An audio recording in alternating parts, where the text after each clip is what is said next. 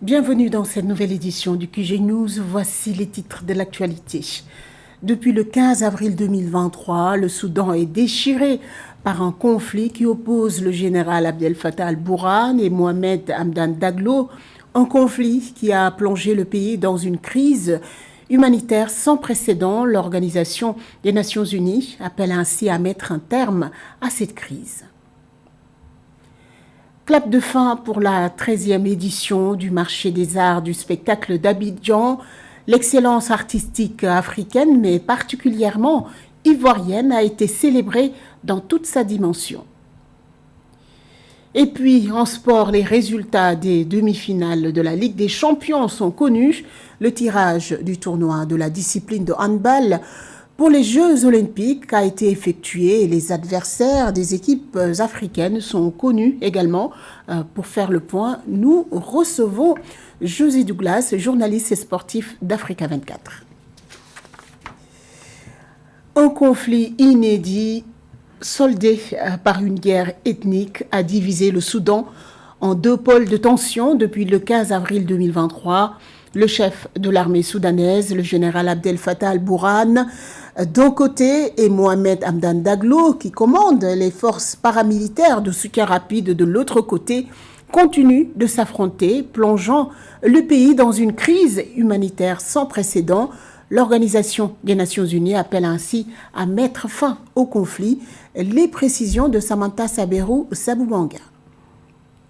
La guerre déclenchée au Soudan entre des généraux rivaux en lice pour le pouvoir a plongé le pays dans une crise sans précédent aux proportions épiques. Selon l'ONU, cette guerre serait alimentée par des armes des partisans étrangers et continue de bafouer ses sanctions visant à aider à mettre fin au conflit. Si les parties ont pu maintenir leur confrontation, c'est en grande partie grâce au soutien matériel qu'elles reçoivent de l'extérieur du Soudan.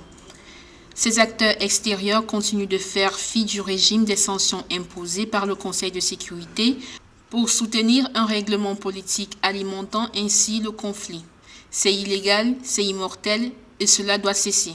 And it must stop. Actuellement, au Soudan, la moitié de la population du pays a besoin d'une aide vitale, tandis que 8,6 millions de personnes, dont 1,8 million de réfugiés, ont été contraints de fuir leur foyer, a témoigné un responsable de l'ONU au Soudan qui a jugé paradoxal de discuter du processus politique avant d'aborder la situation humanitaire et de mettre fin au conflit. Pour contribuer à une cessation durable des hostilités et à une médiation internationale inclusive et efficace, l'ONU appelle à une action immédiate pour mettre fin au conflit au Soudan.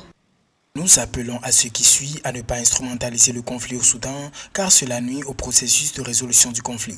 Cela compromet la capacité du Soudan à s'approprier du processus. Nous devons soutenir l'initiative visant à faire taire les armes. Pour rappel, le Soudan est plongé dans le chaos depuis le 15 avril 2023 lorsque les tensions ont éclaté dans la capitale Khartoum entre l'armée dirigée par le lieutenant-général soudanais Abdel Fattah al-Burhan et les forces de soutien rapide commandées par son ancien adjoint Mohamed Hamdan Daglo. Les combats se sont étendus à d'autres régions du pays, notamment aux zones urbaines et à la région occidentale du Darfour. Des milliers de foyers, d'écoles, d'hôpitaux et d'autres infrastructures civiles essentielles ont été détruits.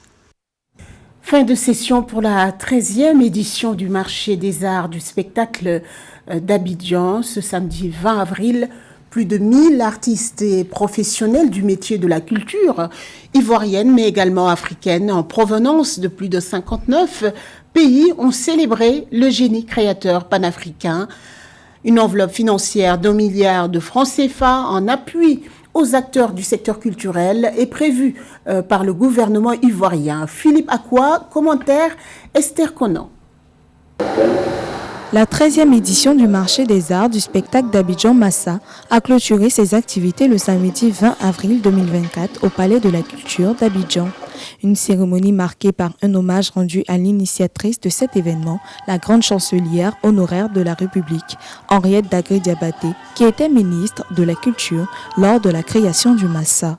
Elle a doté la Côte d'Ivoire d'une politique culturelle aussi bien cohérente que visionnaire, en faisant de nos valeurs intrinsèques le substrat qui porte le développement de la nation. Le professeur Henriette Dagri-Diabaté, puisque c'est d'elle qu'il s'agit, grande chancelière honoraire de l'ordre national, est véritablement de la trempe des grands bâtisseurs qui ont mérité de la nation. À l'occasion de cette cérémonie de clôture, le gouvernement ivoirien a annoncé la mise en place d'un financement d'1 milliard de francs CFA pour soutenir les acteurs du monde culturel. De plus, le prix Henriette Dagri-Diabaté de la création féminine a été décerné à Léry Sankofa, une percussionniste ivoirienne. En m'octroyant ce prix, c'est beaucoup de responsabilités. Je me dois de continuer à travailler, ne pas baisser les bras. Voilà, et puis c'est une manière aussi de me mettre en avant. Donc il y aura des yeux qui seront braqués sur moi, donc je n'ai plus droit à l'erreur.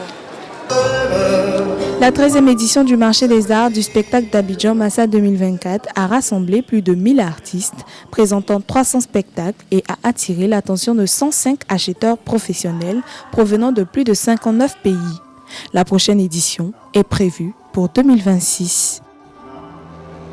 À la page sport, c'est à domicile que l'université de Douala perd son match face à Forces Armées Police 46-54 lors de la 4e journée du Final Four.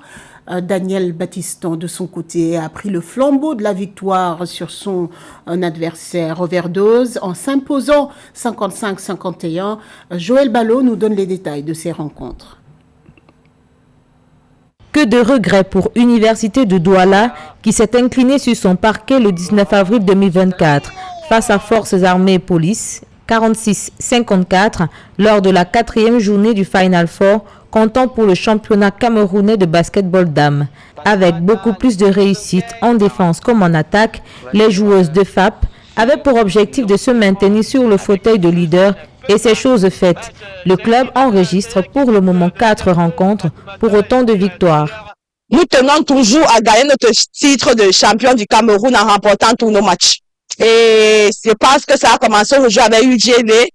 4 victoires déjà. Je pense que c'est déjà la 3e marche pour arriver au sommet. Il nous reste encore 2 matchs. Même si dans le premier carton, UDLA a mené au score 11-9, il n'en demeure pas moins que le manque de coordination et de précision entre les joueuses a permis à FAP de creuser l'écart dès le 2e carton pour l'emporter 20-28. La suite de la rencontre est devenue une formalité. UDLA cumule les fautes et se laisse dépasser par FAP qui multiplie les tirs à 3 points. Nous ne défendons aucune équipe parce que particulièrement cette année, toutes les équipes ont le niveau de jouer les Final Four. Toutes les équipes ont le niveau. Donc il est question de prendre match après match. Aujourd'hui, moi je n'ai pas, mon staff et moi nous n'avons pensé d'aucun match à part le match de UGLA. Quand nous allons rentrer tout à l'heure, nous allons passer au match de overdose et ainsi de suite. En 3 matchs joués, dans ce Final Four retour, Daniel Battiston et Overdose étaient au coude à coude. Les 2 clubs ex-aequo, 2 victoires pour une défaite, cumulant chacun 5 points. Avec un écart de 4 points le 19 avril 2024, Daniel Battiston s'est imposé face à Overdose 55-51, prenant pour le moment la 2e place derrière FAP. Pour le décryptage de l'actualité sportive, nous accueillons José Douglas, journaliste au service des sports d'Africa 24. Bonjour José. Bonjour Aïssatou. Nous connaissons les résultats des demi-finales de la Ligue des Champions. Oui, et samedi 20 avril, TP Mazembe de la RDC a fait match nul avec les Égyptiens d'Al-Hali 0-0 et le S Tunis a battu Mamelodi Sundowns 1-0. Match retour compliqué pour le TP Mazembe qui va jouer en terre égyptienne ce vendredi 26 avril et Mamelodi qui accueillera les Tunisiens de l'Est Tunis à Pretoria. Il y avait aussi les demi-finales de la Coupe de la Confédération et un problème géopolitique. Exactement, oui, un seul match Aïssatou a eu lieu ce dimanche 21 avril, les Amalek Dreams 0-0 et ESM Alger, RS Berkane, qui devrait être un choc, a été annulé pour des problèmes, vous l'avez dit, purement géopolitiques. Match prévu au stade du 5 juillet 1982 à Alger, 1962 plutôt à Alger, mais la Confédération africaine de football avait rejeté l'appel de la Fédération algérienne de football concernant l'utilisation par le RS Berkane de son maillot habituel floqué de la carte intégrale du Maroc avec le Sahara. Le comité de la CAF avait décidé que le maillot porté par les joueurs du club de football marocain Renaissance sportive de Berkane était conforme aux statuts et réglementations de la CAF. Le RSB Berkane était autorisé à porter le maillot en toutes circonstances. En tout cas, le matériel des joueurs de la RSB, y compris bien entendu le jeu de maillot controversé, a été saisi par les autorités algériennes. Retour en handball avec le tirage du tournoi pour les Jeux Olympiques. Et les adversaires des équipes africaines sont connus. Oui, un petit rappel, l'Angola s'est qualifié, vous le savez, chez les filles et aura comme adversaire la Hongrie, les Pays-Bas, l'Espagne, le Brésil et la France. Les Angolaises, championnes d'Afrique, femmes, se sont qualifiées directement pour les JO. Et puis côté hommes, c'est l'Égypte que nous allons soutenir et qui tombe dans le groupe du Danemark, la Norvège, la Hongrie, l'Argentine, mais aussi la France.